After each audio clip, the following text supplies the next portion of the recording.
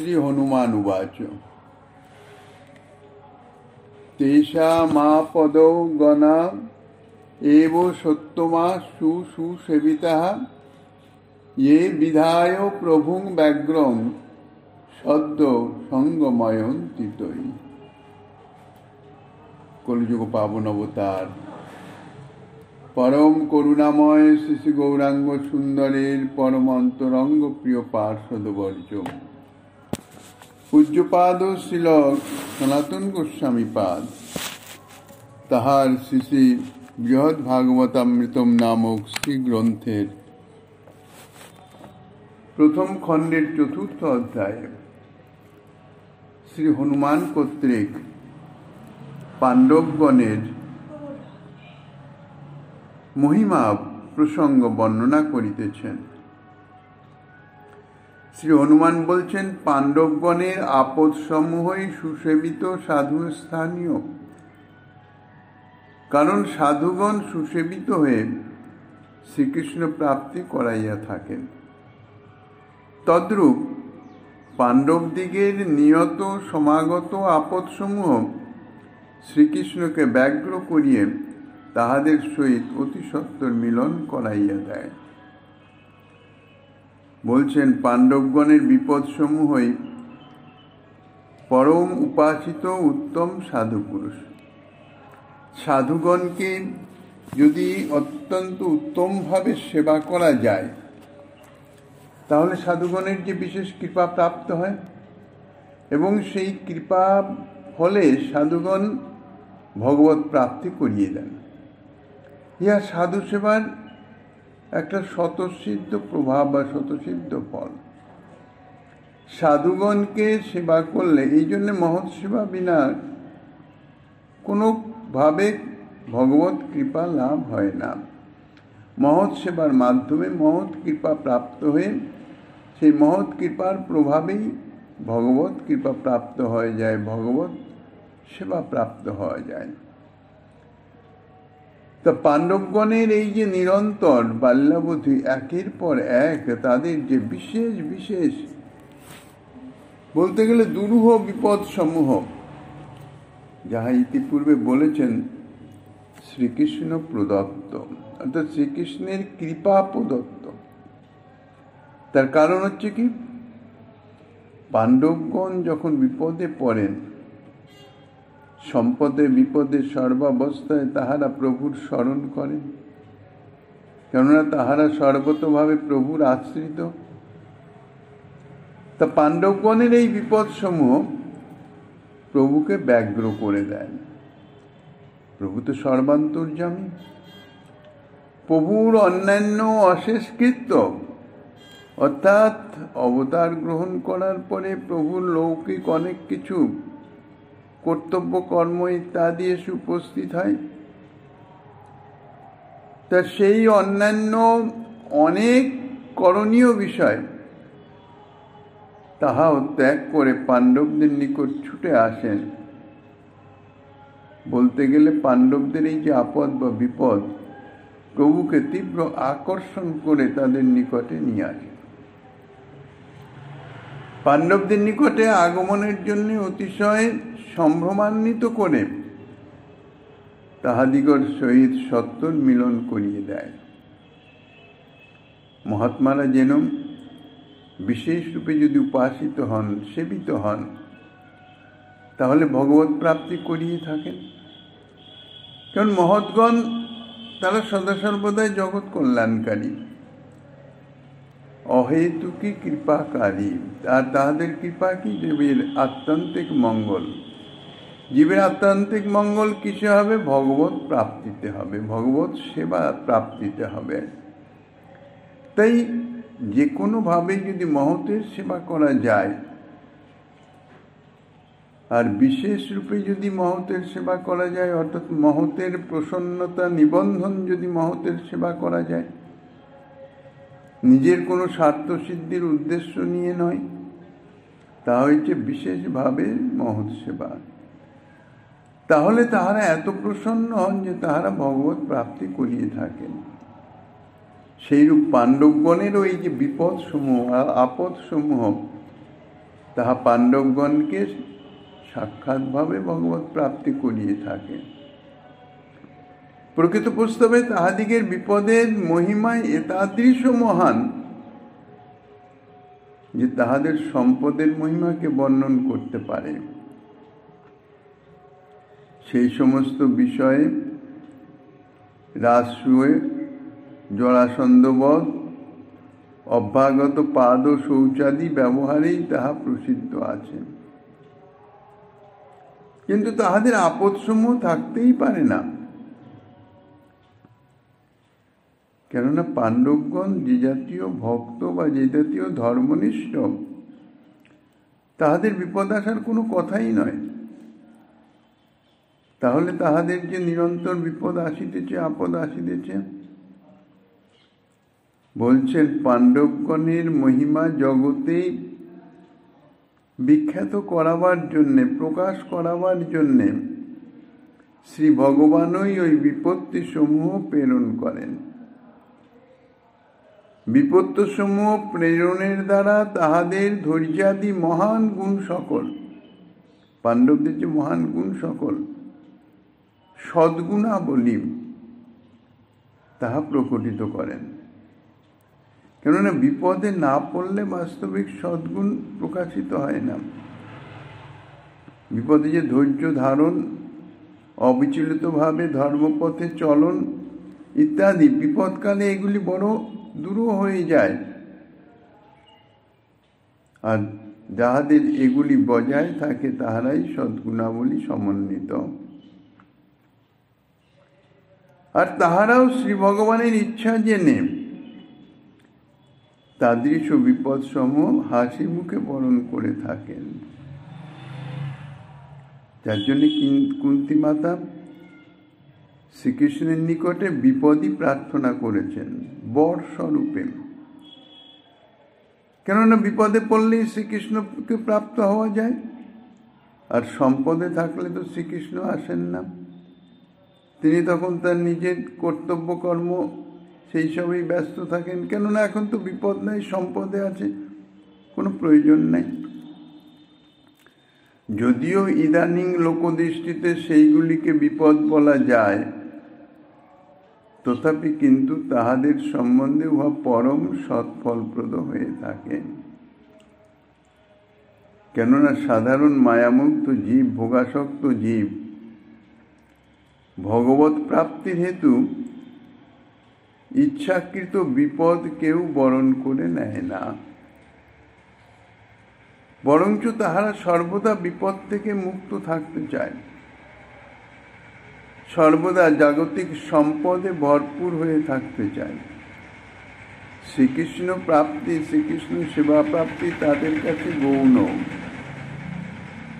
নিজের সম্পদের থেকে যদি শ্রীকৃষ্ণ প্রাপ্তি, সেবা প্রাপ্তি হয় তাহলে উত্তম কথা, তাহলে বরণ করে নেওয়া যেতে পারে। কিন্তু নিজে বিপদ, দুঃখ, কষ্ট ভোগ করব শ্রীকৃষ্ণ সেবা প্রাপ্তির নিমিত্ত, এই জাতীয় মানসিকতা জগৎজীবের খুব কম আছে, অতীব দুর্লভ।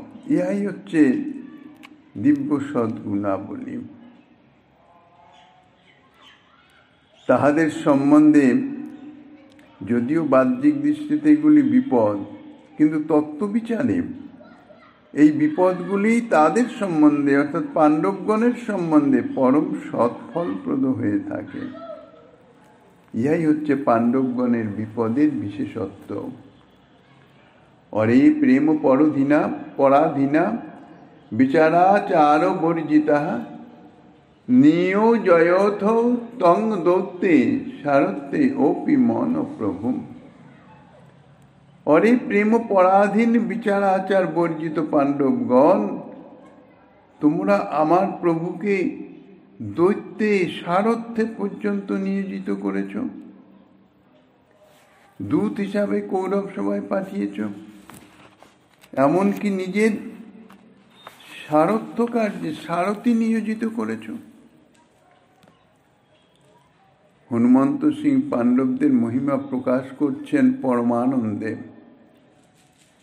এই প্রকার পরমানন্দের আবেশে সাক্ষাৎ দৃষ্টির ন্যায়, আর যেন সাক্ষাৎ পাণ্ডবগণকে দর্শন করেই কথাগুলি বলছেন। পাণ্ডবগণকে সম্বোধন করে বলতে লাগলেন, অরি পাণ্ডবগণ, তোমরা এমন নিষ্ঠুর যে তোমরা প্রেম পরাধীন আমার প্রভু, যিনি সদা সর্বদা প্রেমের বশীভূত, প্রেম কর্তৃক নিয়ন্ত্রিত। তা প্রেম কর্তৃক নিয়ন্ত্রিত বলে, অর্থাৎ প্রেম যেমন চালাইতেছেন সেরমই চলেন উনি, তোমরা তাকে সেই রূপ চালাইতেছ। তোমাদের কোনো স্বাধীনতা নাই, এই জন্য বিচার আচার বর্জিত। অর্থাৎ ইনি ভগবান জগদীশ্বর, ব্রহ্মাদিরও নিয়ন্তা, সর্বেশ্বর মহাপ্রভু। তানাকে কিনা তোমরা দৈত্যাদি কার্যে নিয়োগ করেছ, দূত হিসাবে পাঠিয়েছ। দূত হিসাবে কাকে পাঠানো যায়? রাজসভার একজন সাধারণ কর্মচারী, বড় জোর খুব বেশি হলেও সভাসদগণের মধ্যে নিজের কোনো মন্ত্রীকে বড় জোর পাঠানো যেতে পারে, যদি বিশেষ কোনো দৈত্য কার্য হয়। আর তোমরা কিনা সর্বেশ্বর, সেই ভগবান জগদীশ্বর, যিনি ব্রহ্মাদিরও নিয়ন্তা, অনন্ত কোটি বিশ্ব ব্রহ্মাণ্ডের নিয়ন্তা, তানাকে তোমরা দূত হিসাবে পাঠিয়েছ। দৈত্য কার্যে তিনি নিয়োগের যোগ্য কি? এটা একটু বিচার করে দেখলে না? এই প্রকার বিচার আচার শূন্য হয়ে তোমরা আমার প্রভুকে শুধু দৈত্য কার্যে নয়, এমনকি সারথ্যে পর্যন্ত নিয়োজিত করেছ। আর তোমরা স্বয়ং রথী হয়ে গেছ।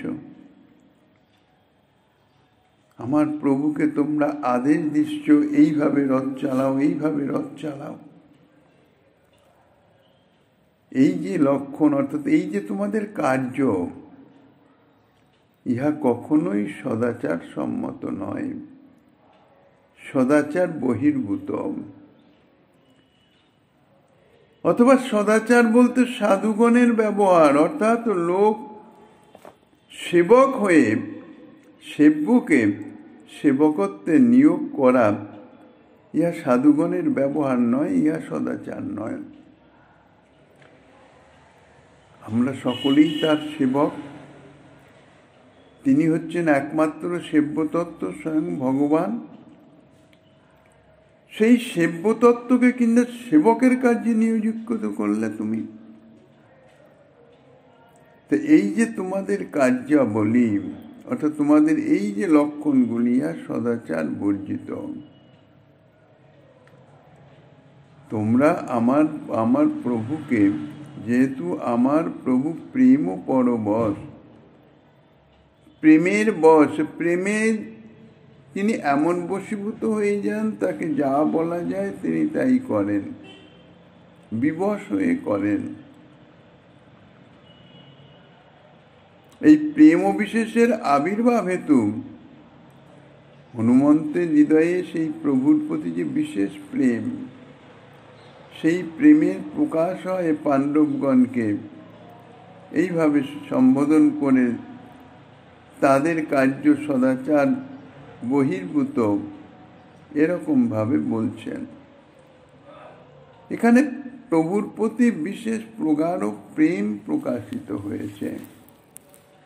নূনংরে পাণ্ডবা মন্ত্র মৌষধং বাত কিঞ্চন লোকোত্তরং বীজানিত্যে মহামোহন মোহনং।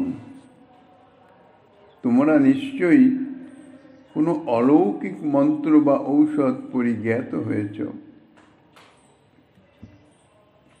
যার প্রভাবে পরম মোহন শ্রী ভগবানকে পর্যন্ত তোমরা বশীভূত করতে পেরেছ।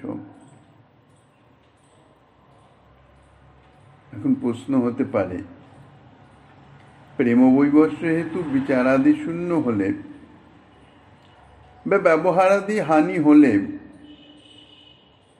শ্রী ভগবান বা তাহা স্বীকার করবেন কেন? তিনি তো বিচারাচার শূন্য নন। তানাকে কেউ কোনো অযোগ্য কথা যদি বলে তিনি সেটা মানবেন কেন, মানছেন কেন?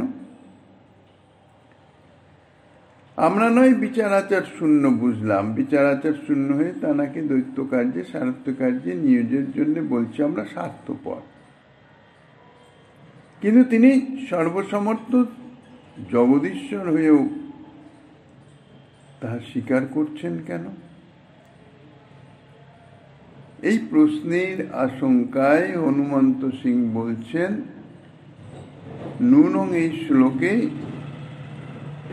যে রে পাণ্ডবগণ,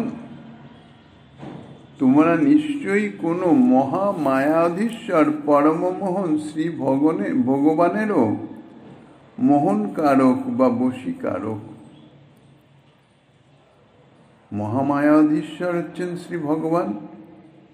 কোনো রকম মায়া মন্ত্র কোনো কিছুই শ্রী ভগবানকে বশীভূত করতে পারে না।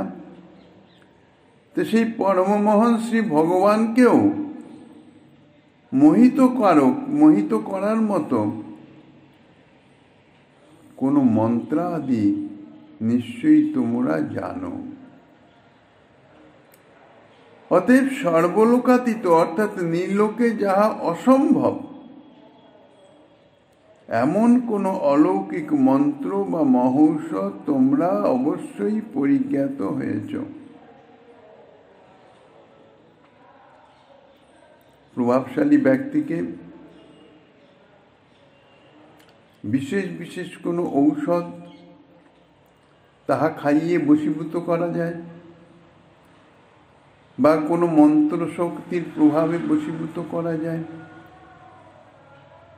কিন্তু সেটা মানুষের পক্ষে খাটে, জীবের পক্ষে সেটা সম্ভব, কেননা জীব মায়াধীন।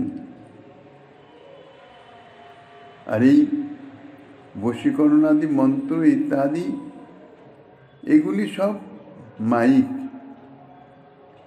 কাজে সেটা সম্ভব। কিন্তু শ্রী ভগবান তিনি তো মায়াধীন নন, তিনি মায়াপতি, মায়াধীশ। কোন রকম মায়া তানাকে তো বশীভূত করতে সক্ষম নয়।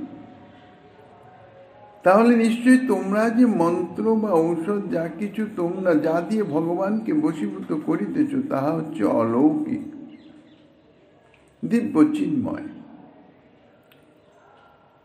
বস্তুত শ্রী ভগবান একমাত্র ঔষধেই বা একটা মাত্র মন্ত্রেই বশীভূত হয়ে যান, তাহা হইতেছে প্রিয়জনের প্রেম। এই প্রিয়জনের প্রেমে তিনি মুগ্ধ হয়ে একেবারে বলতে গেলে সম্যক বশীভূত হয়ে যান, নিজের ভগবত্তা বিস্মৃত হয়ে যান। সরৈশ্বর্যপূর্ণ তিনি ভগবান, সে স্মৃতি থাকে না। মমত্ব বা প্রিয়ত্ব প্রভুকে একেবারে অতি সাধারণ নিজের মতন করে দেয়। তাই প্রিয়জনের প্রেমে মুগ্ধ হয়ে সর্বসমর্থ অনন্ত ব্রহ্মাণ্ডের অধীশ্বর সৃষ্টিকর্তা জগদীশ্বর তিনি এতাদৃশ আচরণ করে থাকেন, অর্থাৎ তিনি বশীভূত হয়ে সেই প্রিয়জনের আজ্ঞাবাহী দাসের মতন আচরণ করেন।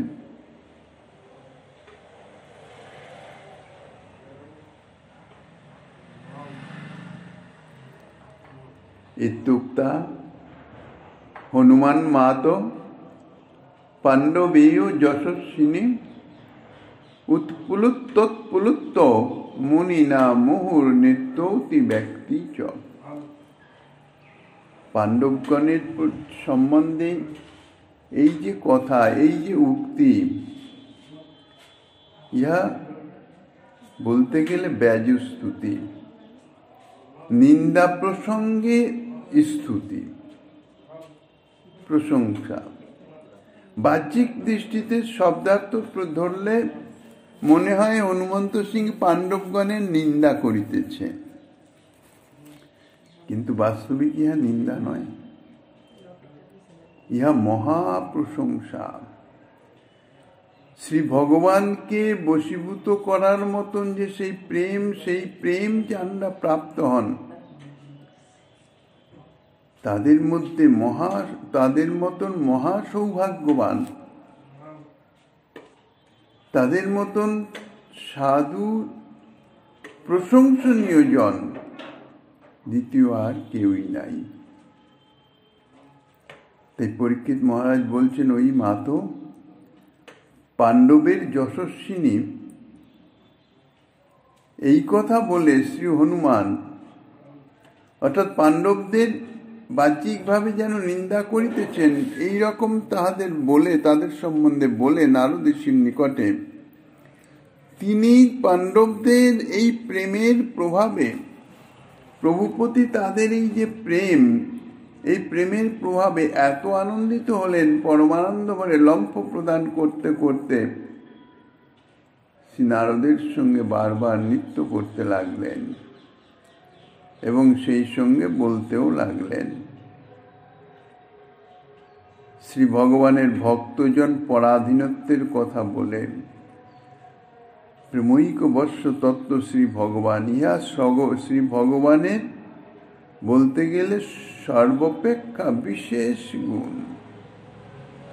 তিনি প্রেম ও পরতন্ত্র, প্রেমাধীন, পরম স্বতন্ত্র হয়েও তিনি অধীন একমাত্র প্রেমের। তাহলে প্রেমের প্রভাব কতটা?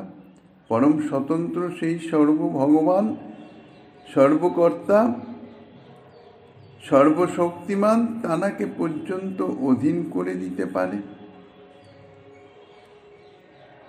তাইলে ভক্তজন পরাধীনত্বের যে এই যে গুণ শ্রী ভগবানের বিশেষ গুণ, এই কথা বলে শেষে সম্বোধন করলেন, হে পাণ্ডবের অভিমন্যু পত্নী,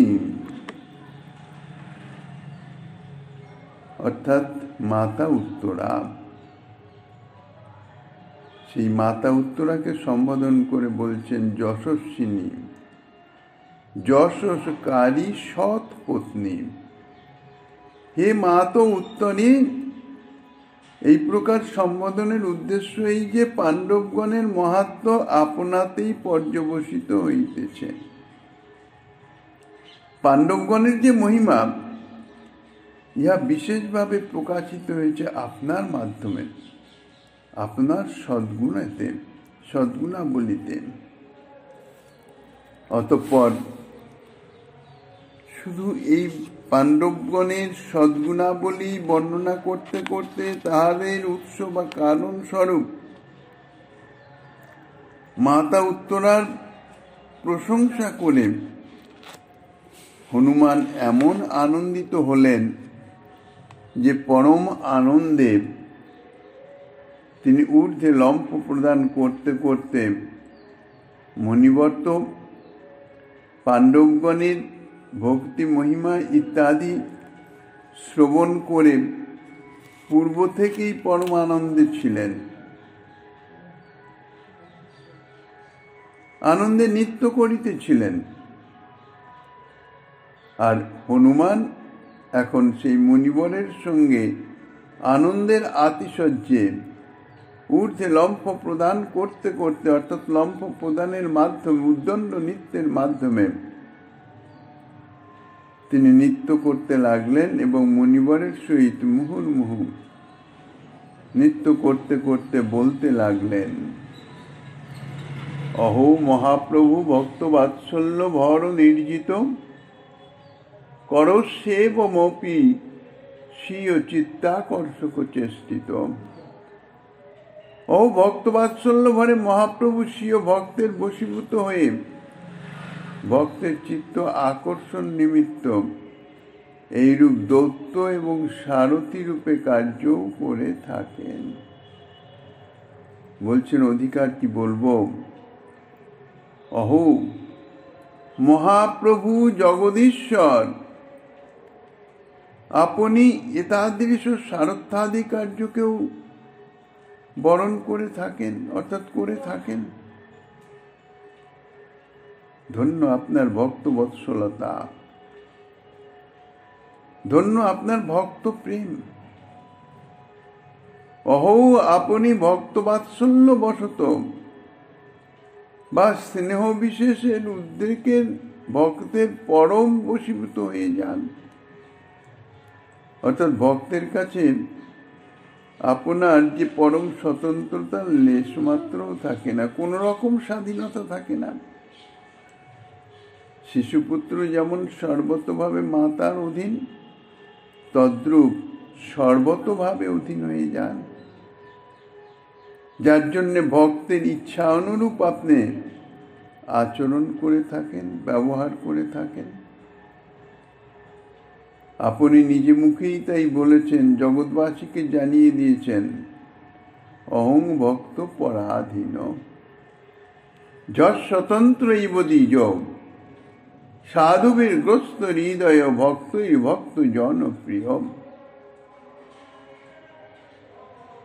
আমি ভক্তাধীন, সুতরাং একরূপ পরাধীন, অর্থাৎ ভক্তের নিকটে আমার কোনো স্বাধীনতা নাই। ভক্তজন আমার প্রিয় বলে তাহারা আমার হৃদয় অধিকার করে নিয়েছেন। আচ্ছা, নিজ প্রিয়তম ঈশ্বরের এইরূপ অস্বাতন্ত্র ব্যবহারে, পরাধীনতার মতন, সেবকের মতন ব্যবহারে ভক্তগণের কি মনোদুঃখ হয় না? তারা কি মনে দুঃখ পান না? তাতে বলছেন মহাপ্রভু ভক্ত চিত্তাকর্ষক কর্মকারী। তিনি এমন কর্ম করেন, এমন আচরণ করেন,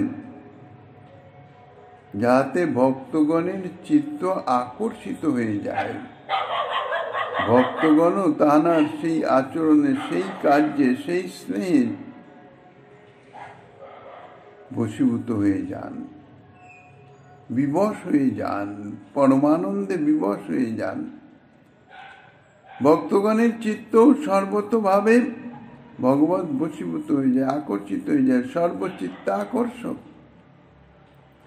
অতএব ভক্তগণের পরম প্রেমানন্দ সম্পাদনের জন্যে এবং ভক্ত স্নেহাধীন হয়ে পরম বাৎসল্য ভরে নিজের সন্তোষ বিধানের নিমিত্ত ক্রিয়মান কর্ম সকল কথঞ্চিত কদাচ ভক্তগণের পক্ষে দুঃখপ্রদ হতে পারে না। প্রভু যা কর্ম করেন তাহা নিজের সন্তোষ বিধানের জন্য, তাতে পরম প্রীত হন, তিনি নিজেই প্রীত হন। এতাদৃশ পরম প্রেমবান প্রেমী ভক্তের যে কোনো ধরনের সেবা করবার নিমিত্ত প্রভু উৎকণ্ঠিত লালায়িত, সেবা করতে পারলেই যেন প্রভু আনন্দিত হন, পরম সুখ লাভ করেন। আর ভগবানকে সুখী করা ইহাই তো ভক্তগণের কার্য। যেন তেন প্রকারে যেভাবেই হোক ভগবান প্রসন্ন হোক, সুখী হন, আনন্দিত হন। কাজেই ভক্তগণের কোনো দুঃখ হয় না, দুঃখ হতে পারে না। তিনি ভক্তজন প্রিয়, ভক্তগণের প্রিয়তা সাধনই হচ্ছে তাহার উদ্দেশ্য। উদাহৃত শ্লোকের ভক্তজন প্রিয় পদকে তৎপুরুষ সমাস বা বহুব্রীহি সমাস করলে এই প্রকার অভিপ্রেতার্থই লাভ হয়। ফলিতার্থ এই যে মহাপ্রভু যে সমস্ত লীলা করেন তাহা ভক্তবাৎসল্য ভরেই অনুষ্ঠিত হয়ে থাকে। অর্থাৎ তিনি যা লীলা করেন তা ভক্তগণকে আনন্দ প্রদানের জন্যে। তাই তো বলেছেন মদ ভক্তানাং বিনোদার্থম করমি বিবিধ ক্রিয়া। ওনার নিজের কোনো কর্ম নাই, তা সত্ত্বেও উনি দিনরাত্রি কর্মে ব্যস্ত আছেন, কর্ম করছেন। কি জাতীয় কর্ম করেন? ভক্তগণের আনন্দদায়ক সুখপ্রদ কর্ম করেন। ভক্তগণকে কর্মের মাধ্যমে আনন্দ প্রদান করা ব্যতীত অন্য কোনো অভিলাষ শ্রী ভগবানের নাই। তাই তো তিনি বলেছেন, নিজ মুখে বলেছেন, মুহূর্তে নাপি সংহর্তু শক্ত যদ্যপি দানবান মদ ভক্তানাং বিনোদার্থং করমি বিবিধ ক্রিয়া। দর্শন ধ্যান সৎ স্পর্শৈর মৎস্য কুর্ম বিহঙ্গমা সান্নপত্যানি পুনসন্তি তথা অহমপি পদ্মজ। আমি মুহূর্ত মাত্রে দানব সকলকে সংহার করতে সমর্থ। ইচ্ছা মাত্র অনন্ত করে বিশ্ব ব্রহ্মাণ্ডের চিনি সৃষ্টি স্থিতি সংহার কর্তা ইচ্ছা মাত্র। কাজী অসুর মারণ লীলা এ তিনি মুহূর্ত মাত্রেই সংগঠিত করতে পারেন, সমর্থ তিনি, সর্বসমর্থ, কর্তুম অকর্তুম অন্যথা কর্তুম সমর্থ। কিন্তু সমর্থ হলেও ভক্তগণের আনন্দ বর্ধনের জন্যেই তিনি বিবিধ ক্রিয়া করে থাকেন, বিবিধ কাজ করে থাকেন। অর্থাৎ তিনি যা কিছু করেন ভক্তগণের আনন্দ বর্ধনের নিমিত্ত। মৎস্য কুর্ম বিহঙ্গ সকল যেমন 3 প্রকারে তাহাদের যে বংশ তা উৎপাদিত করে দর্শন, ধ্যান এবং স্পর্শন দ্বারা। মৎস্যগণ ডিম্ব প্রদান করে দর্শনে দৃষ্টির মাধ্যমে তাহাদের সঞ্জীবিত করে, অর্থাৎ তার মাধ্যমে তাদের অপত্য স্নেহ বাৎসল্য স্নেহ পোষণ করে তাহাদের বলতে গেলে প্রাণদান করেন, অর্থাৎ তাহাদের জীবন জন্ম তাহাদের হয়। কুরু মানে কচ্ছপ, কচ্ছপ কিন্তু জলেই থাকে, কিন্তু ডিম্ব প্রসব করে স্থলভাগে। স্থলভাগে ডিম্ব প্রসব করে সেখান থেকে আবার জলে ফিরে যায়, কিন্তু তার ধ্যান থাকে ওই ডিম্বের প্রতি। ধ্যানের মাধ্যমে বাৎসল্য শক্তি তার মধ্যে সঞ্চারিত হয়ে গিয়ে সেই ডিম্ব থেকে কুর্মের বৎস অর্থাৎ সন্তান জন্মগ্রহণ করেই আবার জলে চলে যায়। জলের পার্শ্ববর্তী স্থলভাগে ডিম্ব তারা প্রদান করেন। আর বিহঙ্গম অর্থাৎ পক্ষী সকল স্পর্শনের দ্বারা, স্পর্শের দ্বারা, অর্থাৎ পক্ষী নিজ বাসাতে ডিম্ব প্রদান করে তার উপরে নিজের শারীরিক স্পর্শ গরমের দ্বারা বাৎসল্য শক্তি প্রকাশ করে তার থেকে ডিম্ব থেকে বাচ্চা প্রকাশিত হয়। মমাপি পরমং ভাগ্যং পার্থানাং তেষু মধ্যম ভীম সেন মম ভ্রাতা কনিয়ান বয়স প্রিয়। হে মহাভাগ, আমারও পরম ভাগ্য যে এই যে পাণ্ডবগণের মধ্যম পাণ্ডব যে ভীমসেন বয়সে আমার কনিষ্ঠ হলেও গুণে কিন্তু আমার জ্যৈষ্ঠ ভ্রাতার ন্যায় পরম প্রিয়। আমি মহাদুর্ভাগা, ভগবত প্রিয়তা ভগবত কৃপা আমার প্রতি নাই, আমি তার যোগ্যও নই। কিন্তু তবুও শত শত দুর্ভাগ্য থাকলেও একটা আমার সৌভাগ্য আছে। সে সৌভাগ্য কি? যে পাণ্ডবগণের সম্বন্ধে আমি মহাভাগ্যবান। এখন যদি প্রশ্ন করা হয় যে পাণ্ডবগণের সঙ্গে আপনার কিসের সম্বন্ধ, তাহলে বলছেন পাণ্ডবগণের মহিমা বর্ণনে হনুমন্তজি এমনভাবে বিবশ হয়ে গেছেন যে নিজের ভাগ্যের প্রশংসা পর্যন্ত করে বসেছেন, যে এই পাণ্ডবগণের মধ্যে যাহারা পৃথা গর্ভজাত, অর্থাৎ যুধিষ্ঠির, ভীম, অর্জুন, এই তিনজন তো পৃথা অর্থাৎ কুন্তী মাতার সন্তান, নকুল সহদেব তো মাতৃর সন্তান।